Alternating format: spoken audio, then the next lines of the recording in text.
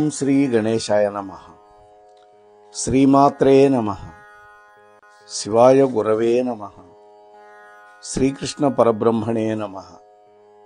శ్రీరామాయ నమః. శ్రీ గురుభ్యో నమః. శ్రీ దత్తాత్రేయాయ నమః. ఓం ద్రాం దత్తాత్రేయాయ నమః. శ్రీ దత్త గురుదత్త జయ దత్త. నిన్న మనం 32వ భాగంలో ఇంద్రుడికి బృహస్పతికి మధ్య జరిగినటువంటి సంవాదంలో భాగంగా 7 ఉదాహరణలు ఉన్నాయి అని చెప్పారు. అంటే కైవల్యం పొందడానికి. అందులో వాస్తుశాస్త్రం, శిల్పశాస్త్రం, జ్యోతిష్ శాస్త్రం చదివిన పండితుడి గురించి చెప్పుకున్నాం. ఆ తర్వాత లలిత కళాశాస్త్రం, కామశాస్త్రం చదివిన పండితుడి కథ కూడా చెప్పుకున్నాం. ఈరోజు మంత్రతంత్ర శాస్త్రాలు చదివినటువంటి వేద శర్మ వృత్తాంతాన్ని చెప్పుకోబోతున్నాం ఈ 33వ భాగంలో. ఓ దేవేంద్ర, మరొక ఉదాహరణ చెబుతాను విను. వెనుకటికి విశాల నగరంలో వేద శర్మ అనేటువంటి ఒక పండితుడు ఉన్నాడు. శాంతి, దాంతి రెండూ కలిగినవాడు. శాంతి అంటే బాహ్యంలో ఉండే ఇంద్రియ నిగ్రహం, దాంతి అంటే లోపల ఉండే అంతరింద్రియ నిగ్రహం. ఈ రెండు కలిగినవాడు. అలాగే అరిషడ్ వర్గాలు జయించినటువంటి వాడు. కామక్రోధ లోభ మోహ మదమాత్సర్యాలు అనేటువంటి 6 శత్రువులను జయించినటువంటి వాడు. అలాగే వేద ధర్మాలని తూచా తప్పకుండా పాటిస్తూ ఉండేవాడు. ఇతడికి ఒక కుమారుడు పుట్టాడు. ఆ పిల్లవాడికి సుశీలుడు అని పేరు పెట్టారు. ఆ బిడ్డ పూర్వజన్మలో చేసుకున్నటువంటి పాప కర్మల ఫలితం ఏమిటో తెలియదు కానీ పుట్టినప్పటి నుంచి 7 బ్రహ్మరాక్షసులు అతన్ని ఆవరించుకొని ఉన్నారు. ఒకళ్ళు కాదు, ఇద్దరు గారు, 7. ఆ 7 పరస్పరం కలహించుకుంటూ, పరస్పరం చంపుకుంటూ ప్రయత్నాలు ముమ్మరంగా చేస్తూ ఉన్నారు అతడి లోపలుండి. దీనివల్ల సుశీలుడు విలవల్లాడిపోతూ దారుణంగా ఏడ్చేవాడు. ఒక్కొక్కసారి విపరీతంగా నవ్వేవాడు. పిచ్చి నవ్వులు, గంతులేసేవాడు, నాట్యం చేసేవాడు. ఉన్నట్లుండి మూర్ఛపడిపోయేవాడు. ఇతడి యొక్క చేష్టలన్నీ వింతగా విపరీతంగా ఉండేవి చూసేవాళ్ళకి. తినడం మొదలుపెట్టాడా, భక్ష్య భోజ్య చోష్య పానీయాలు ఏవి వివేచన అనేది లేకుండా పిచ్చి తిండి తినేవాడు. అంటే బండిడి తిండి తినేవాడు. ఎందుకని?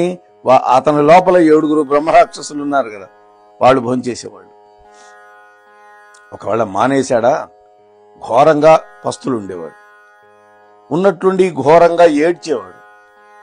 బాధ ఏమిటో, నివారణోపాయం ఏమిటో తెలియక వేదశర్మ యొక్క దంపతులు మాత్రం ఆవేదన విపరీతంగా పడుతూ ఉన్నారు.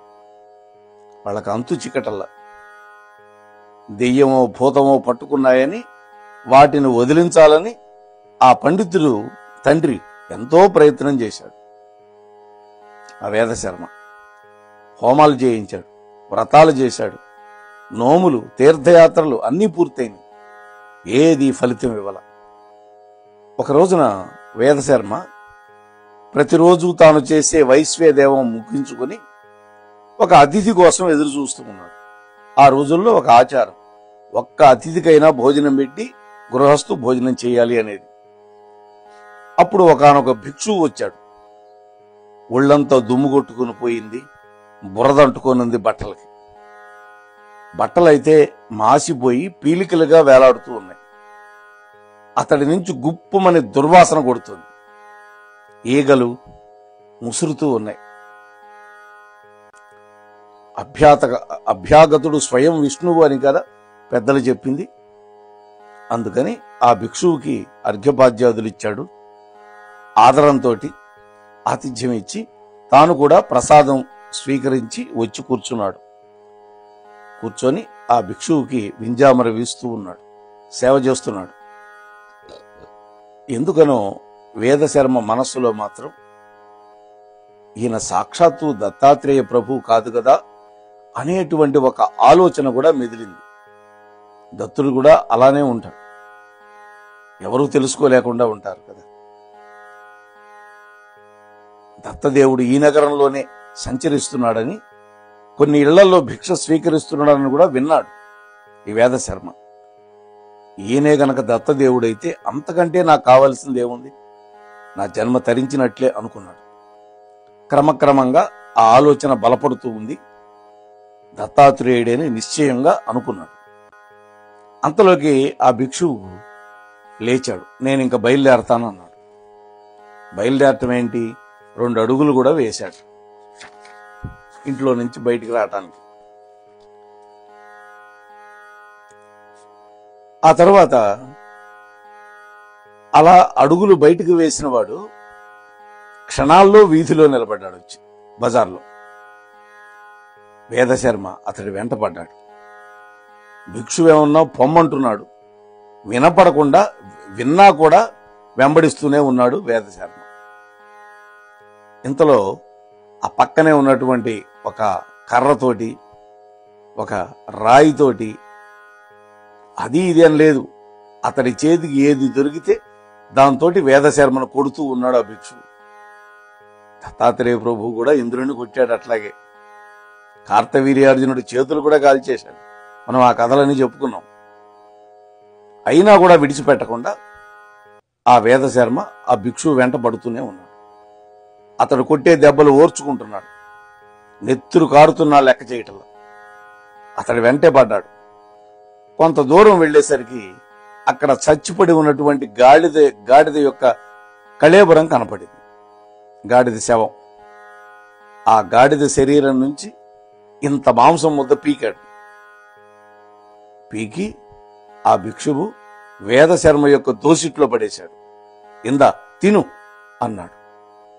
వేదశర్మ ప్రసాదంలాగా ఆ ముద్దని దోసిట్లో కళ్ళకద్దుకొని ఆ దోసిట్లోనే పట్టుకొని ఆ భిక్షువు వెంటే నడుస్తూ ఉన్నాడు. దగ్గరికి రానిచ్చాడు.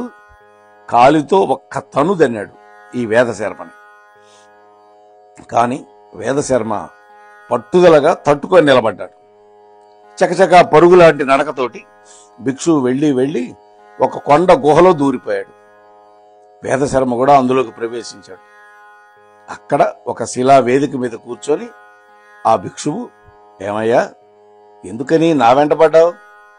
తిట్టినా వదలవు, కొట్టినా వదలవు, నాతో ఏం పని నీకు? చూస్తున్నావుగా కంపు కొడుతున్నటువంటి నా రూపాన్ని, నేనేం చేయగలను నీకు? ఏమి కోరి నా వెంట పడ్డావు అని ప్రశ్నించాడు, కటువుగా అడిగాడు. వేదశర్మ ఆపుకోలేనటువంటి దుఃఖంతో ఏడుస్తూ ఉన్నాడు. భిక్షువు యొక్క పాదాల మీద పడ్డాడు. తన ఒక్కగానొక్క కొడుక్కు పట్టినటువంటి దురవస్థని చెప్పి వాడి యొక్క దుఃఖాన్ని తొలగించమని అర్థించాడు. అప్పుడు ఆ భిక్షువు ప్రసన్నమైనాడు. 7 మంత్రాలని బీజాక్షర సహితంగా ఉపదేశించాడు. బీజాక్షరం ఉంటేనే మంత్రం బాగా ఫలిస్తుంది. అది గురూపదేశం పొందాలి బీజాక్షరం కావాలంటే. ఓ వేదశర్మ, నీ కొడుకుని 7 బ్రహ్మరాక్షసులు పట్టి పీడిస్తున్నారు. రోజుకొక మంత్రాన్ని జపించి ఆ ఉదకాన్ని నీ బిడ్డ మీద చల్లు. ఒక్కొక్క రాక్షసుడు వదిలిపెట్టి వెళ్ళిపోతాడు. ఒకేసారి 7 వెళ్ళగొట్టడం ఏ మంత్రానికి సాధ్యం కాదు. అంతేకాదు, ఒక మూఢుడిని విద్వాంసుడి చేయాలి అంటే అన్ని శాస్త్రాలు ఒకేసారి నేర్పగలమా? కొన్ని అవిద్యలని న్యాయశాస్త్రంతో, కొన్నింటిని మీమాంసా శాస్త్రంతో, మరికొన్నింటిని సాంఖ్యంతో, మరికొన్నింటిని పతంజలి యోగ విద్యతోటి నేర్పించాలి. అట్లాగే ఈ విధంగా క్రమక్రమంగా అవిద్యా వాసనను పూర్తిగా తొలగించి చిత్త పరిశుద్ధి చేసి అప్పుడు కదా బ్రహ్మ విద్యను ఉపదేశిస్తారు సద్గురువు. అట్లాగే ఈ బ్రహ్మరాక్షసులను కూడా ఒక్కొక్కళ్ళనే వెళ్ళగొట్టాలి. ఆ పైన నీ బిడ్డ నీ అంతటి పండితుడు కర్మశఠుడు అవుతాడు. ఇక వెళ్ళు అన్నాడు. విప్రుడు మళ్లీ నమస్కారం చేసి ఇంటి దారి పట్టాడు. ఇందాక గాడిద కళేపురం కనపడ్డ చోట ఇప్పుడు ఒక ఎర్ర చందనం వృక్షం కనపడింది. తన చేతిలోని మాంసం ముద్ద రక్త చందనపు పుష్పంగా మారిపోయి ఉన్నది. అప్పుడు చూసుకున్నాడు, ఈ భిక్షుడు సాక్షాత్తు దత్తాత్రేయ ప్రభువే అని దృఢమైనటువంటి ఒక నమ్మకం కలిగింది. ఇంటికొచ్చాడు. నియమనిష్టా గరిష్ఠుడై క్రమం తప్పకుండా రోజుకు ఒక మంత్రాన్ని తీవ్రంగా జపించాడు.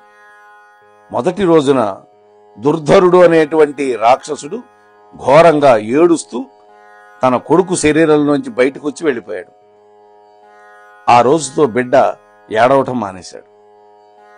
అట్లాగే ఆయా మంత్రాల తేజస్సులు తట్టుకోలేక మిగతా 6 రాక్షసులు కూడా తన కొడుకు యొక్క శరీరంలోంచి బయటకు వచ్చి పారిపోయారు. ఇక 7వ రోజుకి సుశీలుడు తన సహజమైనటువంటి రూపాన్ని పొంది రోగ విముక్తుడై హాయిగా సుఖంగా తల్లిదండ్రులకు ఆనందం కలిగించాడు. దేవేంద్ర, వింటున్నావు కదా, ఇప్పుడేమంటావు? మంత్ర తంత్ర శాస్త్రాలని కేవలం క్షుద్ర శాస్త్రాలు అంటావా, లేదా పరంపరగా ముక్తి సాధనాలు అవుతాయని ఒప్పుకుంటావా? బాగా ఆలోచించి చెప్పు. ఇప్పుడు 4వ నిదర్శనం కూడా నీకు చెబుతాను, అది కూడా శ్రద్ధగా విను అని బృహస్పతి చెబుతూ ఉన్నాడు. ఇక చివరిది వేదాంత శాస్త్రం, సదాచారం, దీన్ని అభ్యాసం చేసినటువంటి విష్ణుదత్తుడి యొక్క కథ. సఖిరాద్రి కొండల యొక్క సమీపంలో మాతాపురం అనేటువంటి ఒక ఊరున్నది, ఒక గ్రామం. అది చాలా సుప్రసిద్ధం. ఆ గ్రామంలో విష్ణుదత్తుడు అనేటువంటి ఒక బ్రాహ్మణోత్తముడు ఉన్నాడు. అతడు వేదశాస్త్ర పారంగతుడు, మంచి నిష్ఠాగరిష్ఠుడు. అతడి ధర్మపత్ని పేరు సుశీల. పేరుకు తగ్గటువంటిదే పతివ్రతా శిరోమణి. వీళ్ళ ఇంటి ఆవరణలో ఒక పెద్ద రావి చెట్టు ఉంది. దాని మీద ఒక భయంకరమైన బ్రహ్మరాక్షసుడు నివాసం ఉంటున్నాడు. ఈ విష్ణుదత్తుడు రోజు నిత్య కర్మానుష్ఠానాలు పూర్తి చేసుకుని రోజు భోజనం చేసే ముందు భూతబలి అనేటువంటిది ఇంటి ఆవరణలో ఉన్నటువంటి ఈ రావి చెట్టు కింద సమర్పిస్తూ ఉన్నాడు. దాన్నే వైశ్వదేవం అంటారు, ఆ భూతబలి. రోజు విష్ణుదత్తుడు వేసేటటువంటి ఆ భూతబలిని ఆ చెట్టును ఆవహించి ఉన్నటువంటి ఆ బ్రహ్మరాక్షసుడు ఒక కాకి రూపంలో వచ్చి తింటూ ఉన్నాడు. ప్రతిరోజు విష్ణుదత్తుడు వేసేటటువంటి భూతబలి తింటున్నందువల్ల ఆ బ్రహ్మరాక్షసుడిలో తమో గుణం నశించిపోయింది, సాత్విక చింతన బయలుదేరింది. ఒక రోజున ఆ రాక్షసుడికి మంచి బుద్ధి పుట్టింది. ఎంతో కాలంగా తిండి పెడుతున్నాడు కదా ఈ బ్రాహ్మణోత్తముడు, ఇతడికి ఏదైనా సరే ఒక ఉపకారం చెయ్యాలి అనేటువంటి ఆలోచనతోటి విష్ణుదత్తుడి ముందు ప్రసన్నమైన రూపంతో ప్రత్యక్షమైనాడు. ఓ విప్రవర్య విష్ణుదత్త, రోజు నువ్వు పెడుతున్నటువంటి అన్నం తింటున్నాను, సంతృప్తి పడ్డాను. నీకు ఏదైనా సరే ఒక ఉపకారం చేద్దామని నాకు అనిపించింది. ఏదైనా చేయడానికి నాకు సామర్థ్యం ఉంది, కాబట్టి నీకేం ఉపకారం చేయమంటావో నువ్వే చెప్పు అన్నాడు. అప్పుడు విష్ణుదత్తుడు ధర్మపత్ని అయినటువంటి సుశీలాదేవితో ఆలోచించాడు. రాక్షసోత్తమ, చాలా కాలంగా మాకు తీరనటువంటి కోరిక ఒకటి ఉండిపోయింది. దత్తస్వామి ఈ పర్వత ప్రాంతంలోనే సంచరిస్తూ ఉంటాడని మేము విన్నామే కానీ ఏనాడు ఆ మహాత్ముడి యొక్క దర్శనం మాకు కాలేదు.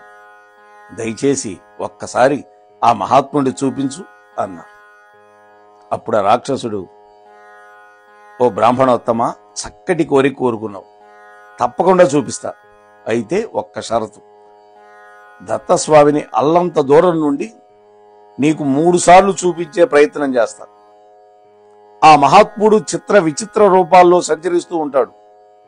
గుర్తించగలిగి పట్టుకోగలిగితే నీ అదృష్టం. ఈ షరతు విష్ణుదత్తుడు సరేనన్నాడు. అయితే సిద్ధంగా ఉండు. స్వామివారు ఆ చుట్టుపక్కలే తిరుగుతూ ఉన్నాడు.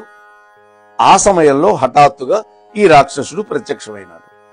ఓ రావయ్య విష్ణుదత్త అన్నాడు. పాపం విష్ణుదత్తుడు పడుతూ లేస్తూ వెళ్ళాడు ఆ రాక్షసుడి వెంట. మద్య మాంసాలు విక్రయించే బజారులో ఒక ఉన్మత్తుడి వేషంలో ఒక వ్యక్తి కనపడ్డాడు. తాను మత్తులో దుమ్ము కుట్టుకొని పోయి ఉన్నాడు. ఒక పిచ్చివాడి రూపంలో ఉన్నాడు. ఆ వ్యక్తిని చూపించి, అతడేనయ్యా దత్తాత్రేయ స్వామి, వెళ్లి దర్శనం చేసుకో అన్నాడు. రాక్షసుడు వెళ్ళిపోయాడు చెప్పి. కాని విష్ణుదత్తుడు మాత్రం నమ్మలేకపోయాడు. ఇంత అనాచారుడా తన స్వామి? అబ్బే, ఈ రాక్షసుడు ఏదో నన్ను ఆట పట్టిస్తున్నాడు అని అనుకున్నాడు. ఇలా తనలో తాను తర్కించుకుంటూ ఉండగానే ఆ ఉన్మత్తుడు అలా అలా అలా దూరమై అదృశ్యమైపోయాడు. రాక్షసుడు మళ్లీ వచ్చాడు. ఏమి మందమతివయ్యా విష్ణుదత్త, నీకు ముందే చెప్పాగా స్వామి చిత్ర విచిత్ర రూపాల్లో తిరుగుతుంటాడని. నువ్వు మర్చిపోయినట్లున్నావు, గుర్తించలేకపోయావు. నమ్మకం కలగలా నీకు. బంగారం లాంటి అవకాశం పోగొట్టుకున్నావు. పోనీలే, చింతించద్దు, మరొకసారి చూపిస్తాను అని ఊరడించి వెళ్ళిపోయాడు. చూడండి, మరొక రోజున మరింత హడావుడిగా వచ్చాడు రాక్షసుడు. విష్ణుదత్త రావయ్యా, ఆ మహాస్వామి ఇక్కడే దగ్గరలో తిరుగుతూ ఉన్నాడు. విష్ణుదత్తుడు బయలుదేరి వెళ్ళాడు. అది శ్మశానం. ఆ శ్మశాన వాటికలో దుమ్ము కుట్టుకుని పోయి ఉన్నటువంటి ఒక మనిషి కనపడ్డాడు. అతడి చుట్టూ కుక్కలు గుమిగూడి తిరుగుతూ ఉన్నాయి. వేదాలే కుక్కల రూపంలో ఉంటాయి. అతడి చేతిలో ఒక కపాలం ఉంది, భిక్షాపాత్రగా. కళ్ళు ఎర్రగా చింతనిప్పుల్లాగా ఉన్నాయి. ఎముకల్ని శరీరం నిండా ఆభరణాలుగా ధరించాడు. శంకరుడు చేసే పని అది. స్వామికి ఇది మరొక రూపం కాబోలు అనుకుని విష్ణుదత్తుడు దగ్గరికి వెళ్ళబోయాడు. అక్కడ కూర్చున్నటువంటి ఆ ఉన్మత్త వేషధారి కస్సుమన్నాడు. అందుబాటులో ఉన్నటువంటి పొడవాటి ఎముక ముక్కను తీసుకొని విష్ణుదత్తుడు తల మీద కొట్టాడు ఒక్క దెబ్బ. విష్ణుదత్తుడు భయపడిపోయాడు. కాళ్లల్లో వణుకు బయలుదేరింది. కళ్ళు తిరిగినాయి. పడబోయి నిలదొక్కున్నాడు. బ్రతుకుంటే బలుసాగు తినొచ్చు అనుకొని వెనక్కి తిరిగి చూడకుండా పరిగెత్తాడు. దూరం నుండి రాక్షసుడు ఇదంతా చూస్తూనే ఉన్నాడు. అయ్యయ్యో, ఈ వెర్రి బాపుడు ఈసారి కూడా మంచి అవకాశం పోగొట్టుకున్నాడే. దైవం గనక అనుకూలించకపోతే స్వామి దర్శనం అవదు అని అనుకున్నాడు. విష్ణుదత్తుడు సిగ్గుపడుతూ ఇంటికి చేరుకున్నాడు. ఇంకొక రోజున ఆ రాక్షసుడు మళ్లీ విష్ణుదత్తుడిని పిలిచి, నీకు దత్తస్వామిని 3 సార్లు చూపిస్తానని నీకు మాటిచ్చాక ఇది చివరి ప్రయత్నం, నాతో రా అని తీసుకెళ్లాడు. సుశీలమ్మ కూడా భర్తకి బాగా ధైర్యం నూరిపోసి పంపించింది. ఏమైనా సరే ఈసారి విజయం సాధించి తీరాలి అని గట్టిగా చెప్పి పంపించింది భార్య. తాను కూడా దృఢంగా సంకల్పం చేసుకున్నాడు. 3వసారి కూడా భయపడి వెనుదిరిగితే ఈ సృష్టిలో నాకంటే దౌర్భాగ్యుడు ఇంకోడు ఉండడు. ఏమైనా సరే ధైర్యం చేయాల్సిందే. స్వామి రూపం ఎంత భయంకరంగా ఉండని, జుగుప్సాకరంగా ఉండని, నన్ను తిట్టని కొట్టని, ఈసారి మాత్రం స్వామి పాదాలు విడిచిపెట్టనుగాక విడిచిపెట్టను అని స్థిరమైన నిర్ణయం చేసుకుని రాక్షసుడి వెంబడి వెళ్ళాడు. గ్రామం పొలిమేర దాటారు. అక్కడ వెలివాడ చేరుకున్నారు. అల్లంత దూరాన ఒక వికృతాకారుడు కనపడ్డాడు. చచ్చిపోయిన గాడిద శరీరం నుండి మాంసం ముద్దలు పీకి ఆ ప్రక్కనే ఉన్న కాకులకి, గద్దలకి, కుక్కలకి, నక్కలకి విందు భోజనం పెడుతున్నాడు. బ్రాహ్మణోత్తమ, అతడే దత్తుడు, తొందరగా వెళ్ళి కాళ్ళు పట్టుకో అని చెప్పి రాక్షసుడు జారుకున్నాడు. విష్ణుదత్తుడు సర్వశక్తులు కూడా కట్టుకున్నాడు. ధైర్యం తెచ్చుకున్నాడు. గబగబా వెళ్ళాడు. ఆ వికృతాకారుడు కాళ్ల మీద పడ్డాడు. 2 పాదాలు 2 చేతులతో గట్టిగా పట్టుకున్నాడు. కళ్ళు మూసుకొని ఆయన ఎంత విదలగొట్టినా వదలటల్లా. మాంసం ముద్దలతో వీపు మీద ఎంత బాదినా పట్టు సడలించలేదు.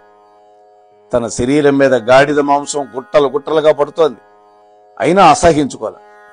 అట్లా పాదాలు పట్టుకొని సాష్టాంగపడ్డాడు.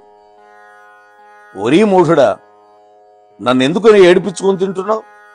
నిన్నిప్పుడే చంపేస్తా. నీకసలు నాతో ఏం పని అని గట్టిగా గద్దించాడు ఆ వికృతాకారంలో ఉన్నటువంటి స్వామి. అయినా సరే తన పని సాధించుకోవాలనే పట్టుదలతోటి విష్ణుదత్తుడు పాదాలు విడిచిపెట్టల. అప్పటికి స్వామి ప్రసన్నుడైనాడు. వికృతాకారాన్ని విడిచిపెట్టాడు. మృదువుగా, శ్రావ్యంగా ఓ విష్ణుదత్త, ఈ వికృతాకారుడితో నీకేం పనయ్యా? నా కోసం 3 సార్లు వచ్చావు అన్నాడు. స్వరంలో వినిపించినటువంటి ఆ మార్దవం, ఆ మాధుర్యం విష్ణుదత్తుణ్ణి పులకింపు చేసింది. వీపు మీద మాంసం ముద్ద బరువు ఎవరో తీసేసినట్లు క్షణాల్లో మాయమైపోయింది. పట్టుకున్న కాళ్ళు, అక్కడ ఉండే నేల రమణీయంగా మారిపోయింది. విష్ణుదత్తుడు మెల్లగా కళ్ళు తెరిచాడు. ఆ పాదాల మీద పట్టు పీతాంబరపు ఎర్రటి అంచు విరాలాడుతూ కనపడింది. నల్లటి కలువలు ఎలా ఉంటాయో అలాంటి పాదపద్మాలు తన చేతుల్లో ఉన్నాయి. ఆ పాదాల మీద శిరస్సు అంచి గబగబా 3 సార్లు కళ్ళకద్దుకున్నాడు. లేచి నిలబడ్డాడు. చిరునవ్వులు చిందిస్తూ ప్రసన్నమైన ముఖార విందంతో ఆ పర్ణశాల ముందు ఉన్నటువంటి గున్న మామిడి చెట్టు నీడలో ఒక తిన్నె మీద త్రిమూర్తి స్వరూపుడు, దివ్యాభరణ భూషితుడు అయినటువంటి స్వామి కూర్చోనున్నాడు. దివ్యమైనటువంటి వస్త్రాలు ధరించున్నాడు. తులసీదళ మాల మెడలో విరాజిల్లుతోంది. పుష్పమాలికలు విరాజిల్లుతున్నాయి. పారిజాత పరిమళాలు వెదజల్లుతూ స్వామివారు దర్శనమిచ్చాడు. కనుచూపు మేరలో ఎక్కడ మాలవాడ కనపడ్ల. మాంసం ముద్దలు లేవు. కంటికి ఇంపు గొలిపేటటువంటి పచ్చటి ఆశ్రమ వాతావరణం, పర్ణశాలలు, కుటీరాలు, శుచి అయి శాంతుడై ఎట్ట ఎదుట ఆసీనుడై ఉన్నటువంటి దత్తాత్రేయ స్వామిని మళ్లీ మళ్లీ మళ్లీ దర్శనం చేసి సాష్టాంగ దండ ప్రణామాలు చేసి ఆనంద బాష్పాలతోటి దోసిలి ఒగ్గి కళ్ళు తుడుచుకుంటూ గద్గద కంఠంతో ఈ విధంగా అంటున్నాడు. ఇటువంటి దివ్య దర్శనం పొందినటువంటి ఆ తృప్తి మన మనస్సులో కూడా నిలబెట్టుకుందాం. రేపటి రోజు ఆ బ్రాహ్మణోత్తముడు ఏమడిగాడు దత్తస్వామిని, వాళ్ళిద్దరికీ మధ్య జరిగినటువంటి సంభాషణ ఏంటి అనేటువంటి విషయాన్ని మనం ముచ్చటించుకునే ప్రయత్నం చేద్దాం దత్తాత్రేయ స్వామి యొక్క దివ్య అనుగ్రహంతో. అంతవరకు ఈ దత్తాత్రేయ స్వామి కథ వింటూ ఉండండి. మీ బంధుమిత్రులందరికీ వినిపిస్తూ ఉండండి. ఈ మోహనవాణి ఛానల్ని ఆదరిద్దాం. సబ్స్క్రైబ్ చేయకపోతే చేయండి. ఉపన్యాసం మీకు నచ్చితేనే లైక్ చేయండి. అలాగే మీ మిత్రులకు పంచండి అని మీతో మరొక్కసారి మనవి చేసుకుంటూ మీ వద్ద సెలవు తీసుకునే మీ ధర్మవరపు వెంకటరమణ. స్వస్తి. మోహనవాణి తెలుగు పాడ్కాస్ట్ వింటున్న శ్రోతలందరికీ హృదయపూర్వక ధన్యవాదాలు. ఏమండోయ్, ఇప్పటివరకు మన ఛానల్కి సబ్స్క్రైబ్ చేసుకోకపోతే ఈ క్షణమే వెంటనే సబ్స్క్రైబ్ చేసుకుని ఆ పక్క నుండి బెల్ బటన్ని మ్రోగించండి. అప్పుడు నేను చేసే అప్డేట్స్ అన్నీ మీ ముందు ప్రత్యక్షమవుతాయి.